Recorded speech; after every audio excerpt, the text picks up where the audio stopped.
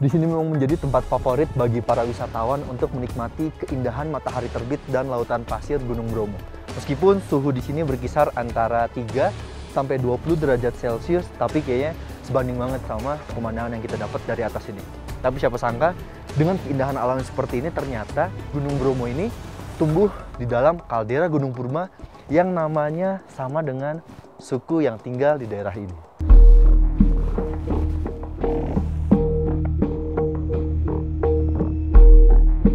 Keindahan alam Gunung Bromo memang menjadi magnet bagi siapa saja yang ingin menyaksikan kebesaran Sang Pencipta.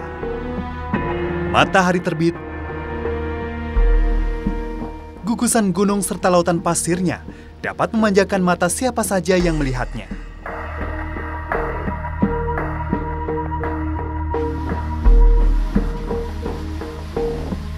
Gunung Bromo merupakan salah satu gunung berapi aktif yang masuk dalam bagian pegunungan api Sirkum Mediterania yang memanjang dari pegunungan Himalaya hingga ke Laut Banda.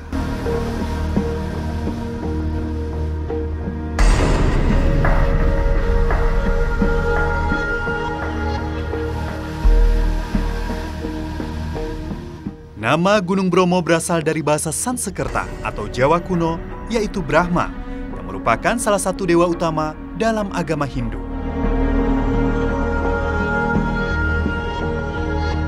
Gunung Bromo merupakan salah satu anak gunung yang tumbuh dalam kaldera sisa letusan Gunung Purba pada masa lalu yang bernama Gunung Tengger dengan ketinggian mencapai 4.000 meter di atas permukaan laut sehingga membuat gunung ini menjadi gunung tertinggi pada saat itu. Tumbuhnya Gunung Bromo di dalam kaldera Gunung Purba Tengger terjadi bertahap di akhir masa Pleistosen atau 2 juta tahun lalu.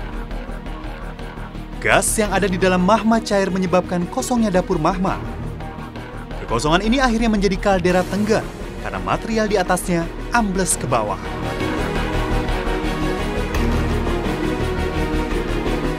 Kompleks Tengger, Gunung Tengger yang besar itu mempunyai satu dapur magma. Dapur magma satu inilah yang akhirnya tadinya membentuk Gunung Tengger, ketika sudah kolaps keluar satu-satu kecil-kecil, sehingga mungkin dapur magmanya sudah mengecil, sehingga yang keluar hanya tadi kecil aja, hanya membentuk batok, hanya membentuk Bromo, ataupun hanya membentuk si Gunung Kersi saja. Luas kaldera Tengger yang tercipta akibat menurunnya permukaan gunung mencapai 16 km, mengelilingi kelima anak gunung yang tumbuh di dalamnya. Dinding kaldera Tengger ini pun memiliki kemiringan yang cukup curam, sekitar 60-80 derajat. Akibat proses ini, terciptalah lautan pasir yang terbentuk dari abu material Gunung Tengger Purba.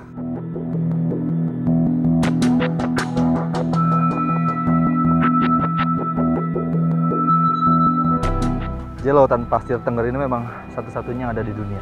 Saking luasnya lautan pasir ini, ada satu mitos bahwa di sini ada sebuah akar gaib yang bisa membuat wisatawan atau orang yang sedang melalui lautan pasir ini akan tersesat. Dan kalau kita mau balik ke titik semula kita ada, kita harus membuka baju kita dan memakainya dengan terbalik. Kita akan kembali ke titik semula. Ya.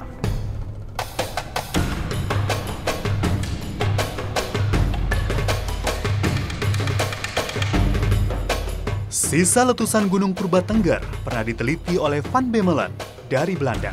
Pada tahun 1949, ia meneliti dari Selat Madura hingga pantai selatan Jawa Timur.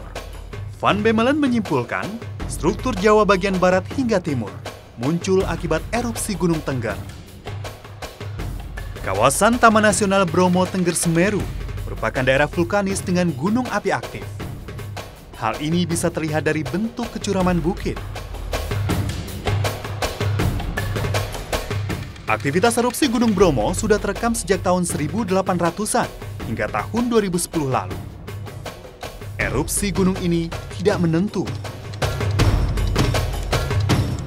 Letusan Gunung Bromo masuk ke dalam tipe strombolian yang ledakannya melontarkan bom gunung api, pasir, dan abu. Ledakannya hanya mempengaruhi sekitar puncak dan tidak sampai mengalirkan lava. Tergantung besar kecilnya dapur magma tadi. Kalau dapur magmanya kecil, dia akan cepat terisi penuh dan dia juga akan keluar lebih sering.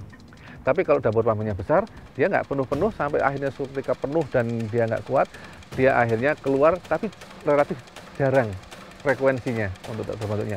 Nah di Bromo ini sepertinya termasuk yang kecil dan frekuensinya cukup sering. Gunung Bromo menjadi kebanggaan seiring erupsi yang dialaminya. Cerita rakyat hingga sejarah sosiologi dan pengetahuan antropologi telah menjadi pelengkap rahasia alam yang pernah terjadi di negara ini.